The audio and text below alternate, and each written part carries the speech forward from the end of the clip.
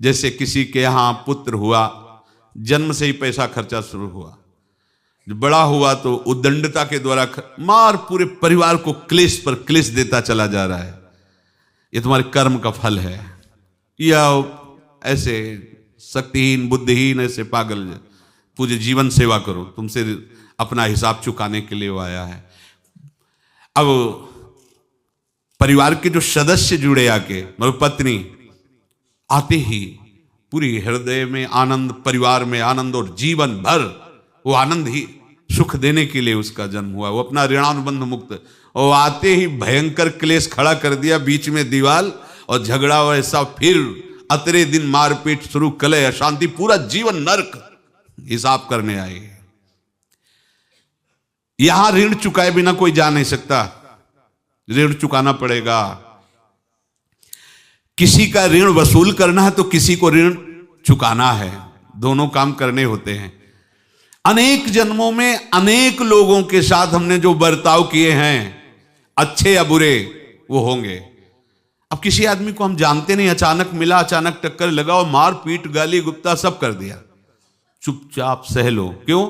ये आपका हिसाब है, पूर्व का हिसाब। हमारा उससे कोई द्वेष नहीं, कोई संकल्प नहीं।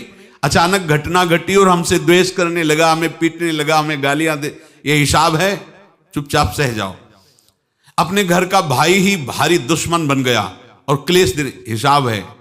एक प्रभुदत्त ब्रह्मचारी जी की वाणी में पढ़ा था, एक महात्मा जी भ्रमण करते थे तो उस समय असरफियां चलती थी, मोहरे असरफियां, तो उनको भेंट में देते लोग। तो या तो ठाकुर सेवा में लगे तत्काल, या संत सेवा में तत्काल लगे, उसका संग्रह करके डोलना ये ठीक नहीं है बैरागी के लिए, सिद्धांत में ये ठीक नहीं है।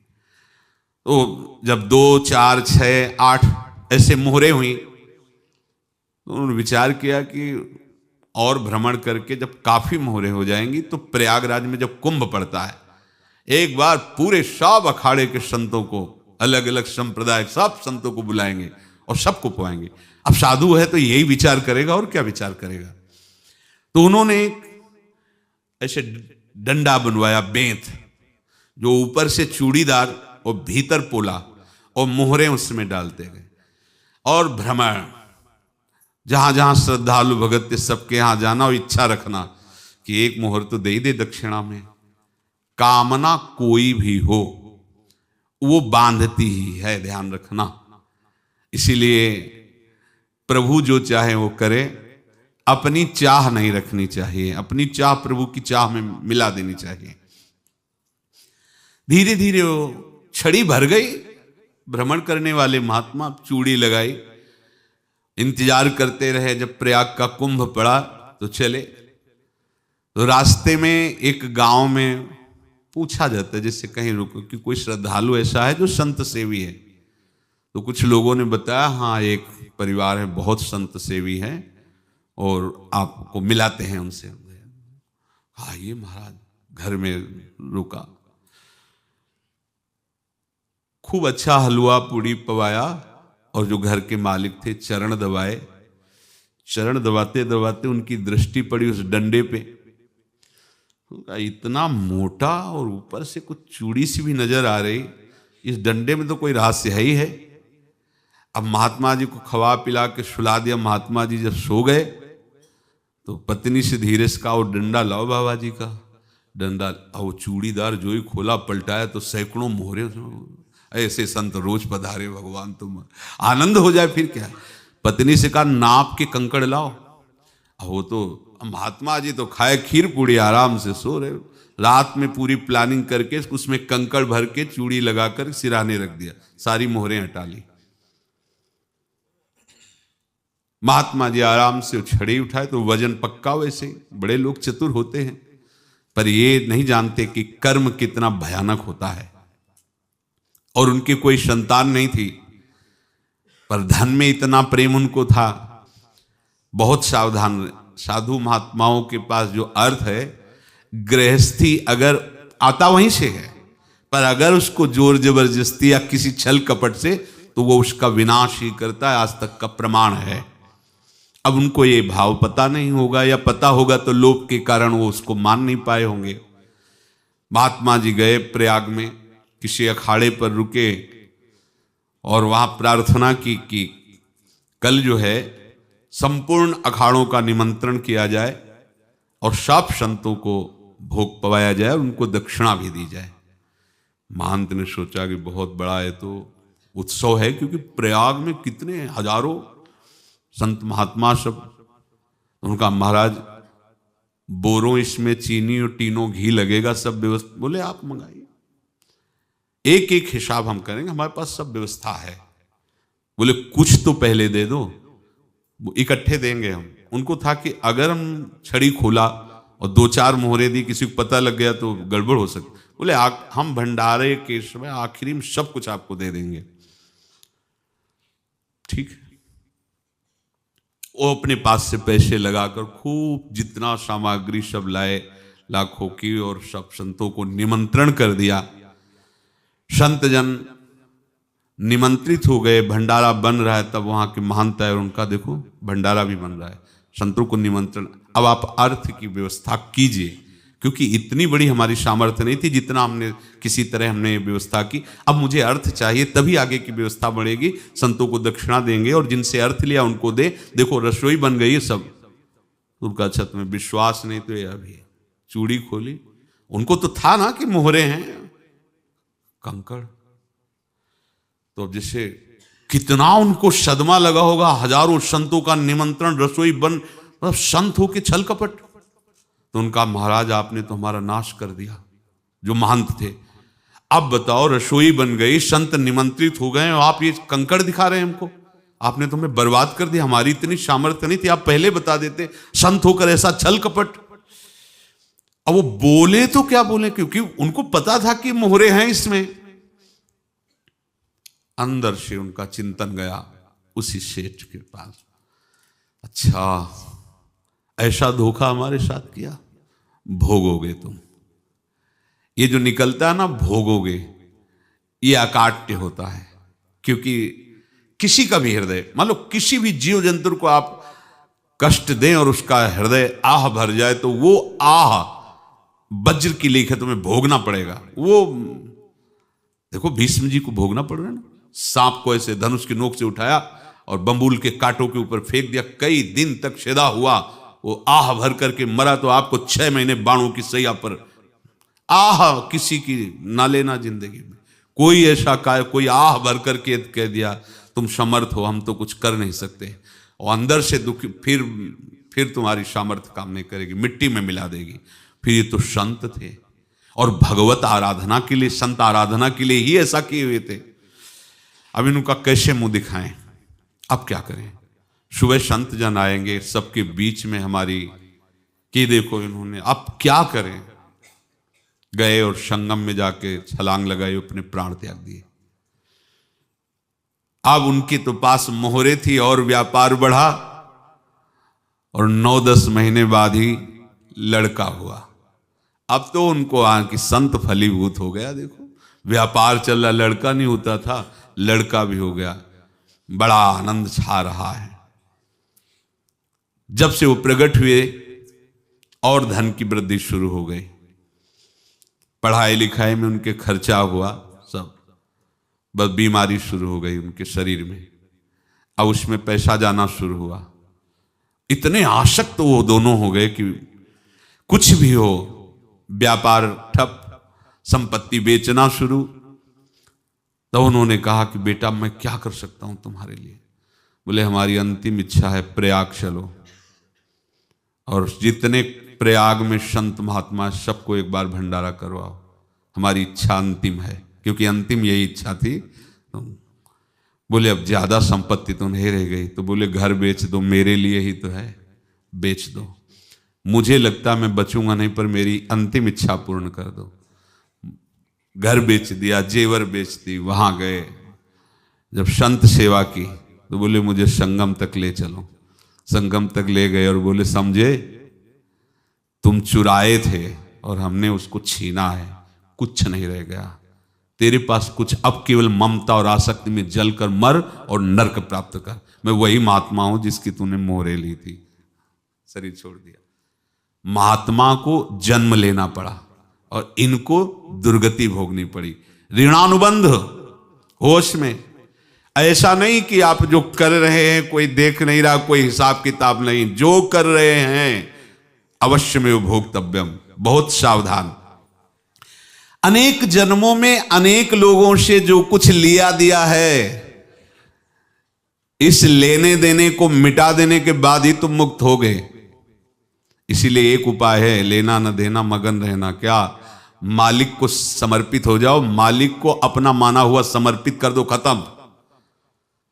अहम त्वाम स्वरूपापेभ्यो मोक्षयिष्यामि, सब खत्म। आगे पीछे लेना देना सब खत्म। एकादश स्कंद में भगवान श्री कृष्णचंद्र जी ने कहा, जो मेरे चरणों का आश्रय लेकर भक्त मेरा भक्ति करता है, उसके पितृ ऋण, मातृ ऋण, देव ऋण, ऋषि ऋण, सब ऋणों से मैं मुक्त कर देता हूं। बस यही एक उपाय है जो इसके बंद करने का उपाय भक्तों के लिए है, वो यही है, भगवान की शरण में होकर अपना माना हुआ पूरा भगवान के अर्पित कर दो। अर्पित करने का तात्पर्य उसमें अहम हटा दो। तो दियम वस्तु गोविंदम तुभ्यमेव समर्पय। जिनसे तुमने सेवा करवाई है उनकी सेवा करनी पड़ेगी, जिनसे तुमने जो कुछ लिया है उनको देना पड़ेगा। ये लेने देने का व्यापार जब तक समाप्त नहीं होगा तब तक तुम्हारा जन्म मरण चलता रहेगा। अब आपको यहां समझना है, यदि आपसे किसी ने पैसे लिए बेईमानी करके नहीं दे रहा है तो आप उसको गाली मत दीजिए, आपने बेईमानी की थी इसलिए आपकी बेईमानी हुई है, ले गया, कोई बात नहीं है, बंधन से मुक्त हुए, जो बोझा था चला गया। उसको ऐसा ना देखे कि ये बेईमान हमारे रुपए मार लिए, अब जो कुछ होगा देखेंगे। अगर आप आगे नया कुछ करते हैं तो फिर आगे का हिसाब आपको भोगना पड़ेगा, ध्यान रखना। ऐसा नहीं है कि आपको भोगना नहीं पड़ेगा। एक ही उपाय है कि अब जो शरीर धारण किए इसी में जो भोग ले, आगे ना होना चाहिए। तो क्या करे? सर्वतो भावेन भगवान की शरण ले लें। ये तो सर्वाणि कर्माणि मयि सन्न्यस्य मत्पराः अनन्येनैव योगेन माम ध्यायन्तु उपासते तेषाम् अहं समुद्धर्ता मृत्यु संसार से। ये बड़ा कठिन है पार होना, कोई छोटी मोटी बात है। एक महात्मा बाल्यावस्था से भजन करते थे, शालिग्राम भगवान पास रखते थे और उन्हीं की आराधना करके बस पाठ, नाम, जप और भ्रमण करते थे। यौवन अवस्था थी, गंगा जी के किनारे अपने ठाकुर को विराजमान करके स्नान करने के लिए कपड़ा ही उतार रहे थे कि 90 लोग आ गए, भाला तलवार सब ले, मारो मारो इसको मारो, घेर लिया। तो उन्होंने हाथ जोड़कर कहा, हमने क्या अपराध किया? कोई सुन ही नहीं रहा। तो उन्होंने कहा, मार तो डालोगे ही आप 90 लोग, हम कोई अस्त्र शस्त्र तो लिए नहीं, एक बार हमें गंगा में डुबकी लगा देने दो और अपने ठाकुर को स्नान करा देने दो, फिर इसके बाद आप मार देना। भगवत इच्छा से वो लोग रुक गए, स्नान किया और अंदर से प्रार्थना की, प्रभु ये क्या लीला है आपकी, आपके सिवा मेरा कोई है नहीं और ये मुझे मारना चाहते हैं। तो भगवान ने जानते हो क्या कहा उनके अंतर में? तुम मेरे में ध्यानस्थ हो करके शरीर को छोड़ो, ये लोग मारेंगे। ये मेरे भजन का फल है कि तुम्हें 90 जन्म नहीं लेना पड़ेगा, एक ही जन्म में 90 मिलके। तुमने 90 हिंसा की थी पूर्व में, तो तुम्हें 90 बार जन्म लेना होता और एक एक करके मारते। ये मेरे भजन का प्रताप है कि एक बार में ही 90 का हिसाब हो जाएगा। तुम आंख मूंदो, मेरे ध्यान में मगन रहो, मेरे प्रताप से तुम्हें कोई चोट नहीं होगी और स्वाभाविक मूर्छावस्था में प्राण तुम्हारे छूट जाए। ऐसा ही हुआ, ऐसा हुआ। तो ये बात समझ लो कि ये जो कर्मानुबंध है, ऋणानुबंध है। आप देखो, अगर शाप महात्माओं ने दिया कि तुम्हारे वंश का इससे विनाश होगा, तो भगवान भी परम धाम जा रहे तो उसी कील से, बाण की नोक में जो मछली लील गई थी, छोटा कण, उसी से की नोक बनाई और उसी नोक को प्रहार किया। भगवान के श्री चरण में वही बाण की नोक लगी और भगवान ने स्वीकार किया ना। भगवान का बड़ा लीला विचित्र है। अगर छुप करके उधर रामावतार में बात, तो इधर ऐसे स्वीकार किया है भगवान ने। ऐसा कहीं नहीं दिखाया कि मैं भगवान हूं तो मैं अपने लिए, ऐसा नहीं दिखाया। नारद जी का हित किया, पर नारद जी ने शाप दिया तो भगवान ने स्वीकार किया। बंदरों ने ही सहायता की, जैसा बोले थे वैसा। ये लीला इस शरीर में भोगनी पड़ेगी। हाँ, ज्यादा को कम में भुगता देंगे, पर अब अगला शरीर ना मिले, इसके लिए सर्वतो भावेन भगवान के आश्रित हो जाए।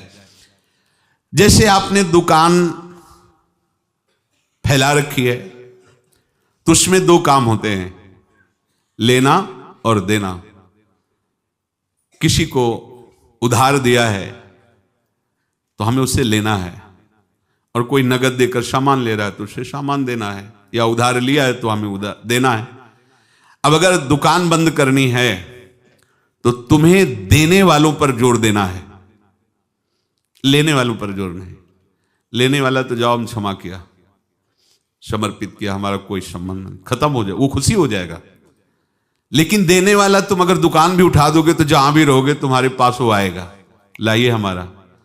तो देने पर नजर रखिए, जिसका जिसका हिसाब है वो आपके सामने आता जाए, हटाते जाओ। लेने पर नजर मत रखिए और दुकान फौरन उठा दीजिए, नहीं अगर लेते देते रहे तो चलता रहेगा।